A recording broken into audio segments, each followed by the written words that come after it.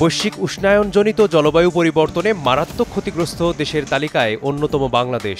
বছর জুড়ে বন্যা, সামুদ্রিক সাইক্লোন, ঘূর্ণিঝড়, তাপপ্রবাহ ও প্রবল বৃষ্টিপাতের মতো প্রাকৃতিক দুর্যোগ লেগেই থাকে। বিশেষ করে মে থেকে শুরু করে আগস্ট, এই 4 মাসে ঘূর্ণিঝড়, তাপপ্রবাহ ও দফায় দফায় বন্যায় বিপর্যস্ত হয় পুরো দেশ। আক্রান্ত হন কোটি কোটি মানুষ।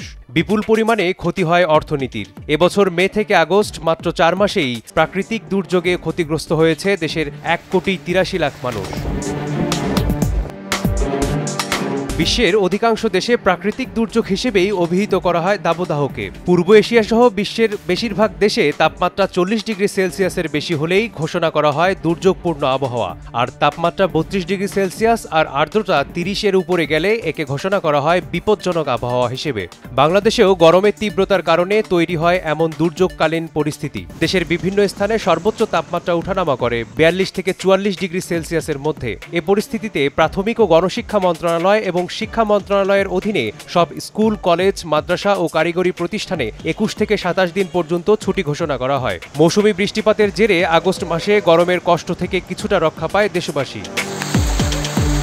মার্চ মাস থেকে দেশের বিভিন্ন স্থানে শুরু হয় মৌসুমি বৃষ্টিপাত। এ মাসের শেষ দিন সিলেটবাসী প্রত্যক্ষ করে নজিরবিহীন শিলাবৃষ্টি। বৃষ্টির সঙ্গে ঝরে পড়া কোনো কোনো বরফখণ্ডের ওজন ছিল 200 গ্রামেরও বেশি। সিলেট নগরীতে শিলাবৃষ্টির তীব্রতা এত বেশি ছিল যে বরফখণ্ডের আঘাতে ভেঙে যায় গাড়ি, সিএনজি, অটোরিকশার উইন্ডশিলের কাঁচ।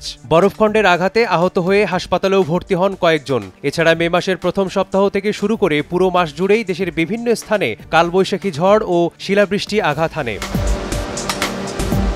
দেশের উপকূলীয় অঞ্চলে রেমাল এবং দানা দুটি ঘূর্ণিঝড় আঘাত হানে। 26 মে দেশের দক্ষিণাঞ্চলীয় উপকূল অতিক্রম করে ঘূর্ণিঝড় রেমাল এবং অক্টোবরের শেষ সপ্তাহে আঘাত হানে ঘূর্ণিঝড় দানা। রেমালের তাণ্ডবে 6 জেলায় প্রাণ হারান 10 জন, আহত হন আরও বেশ কয়েকজন। উপকূলীয় 19টি জেলায় প্রায় 46 লাখ মানুষ ক্ষতিগ্রস্ত হয়। পাশাপাশি এসব ঘূর্ণিঝড়ে ফসল ও সম্পদের ব্যাপক ক্ষয়ক্ষতি হয়।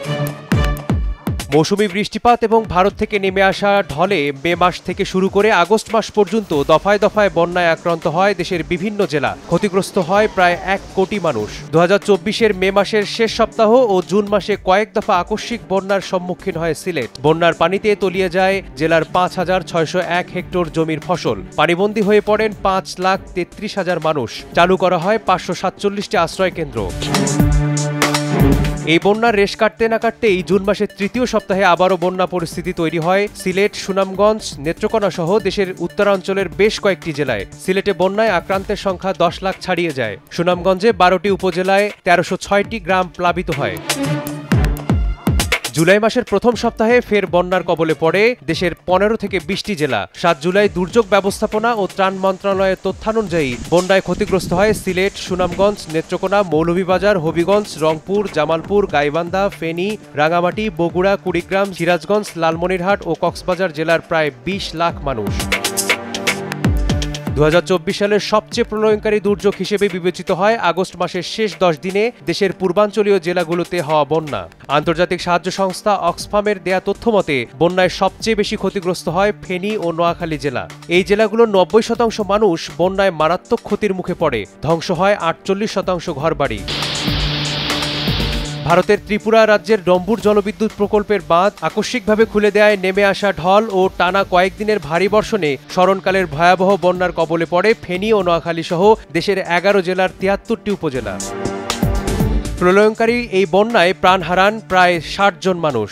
ফেনীতে 23 জন, কুমিল্লায় 14 জন, নোয়াখালীতে 9 জন, চট্টগ্রামে 6 জন এবং কক্সবাজারে 3 জনের মৃত্যু হয়। পাশাপাশি খাগড়াছড়ি, ব্রাহ্মণবাড়িয়া, লক্ষ্মীপুর ও মৌলভীবাজারে 1 জন করে মৃত্যু হয়। বন্যায় পূর্বাঞ্চলের 11 জেলায় 14,421 কোটি 46 লাখ টাকার ক্ষয়ক্ষতির কথা জানায় বেসরকারি গবেষণা সংস্থা সিপিডি। সবচেয়ে বেশি আর্থিক ক্ষতি হয় নোয়াখালী জেলায়। সব মিলিয়ে বন্যায় এই ক্ষতির পরিমাণ দাঁড়ায় 2024-25 অর্থ বছরের জাতীয় বাজেটের 1.81% সমান।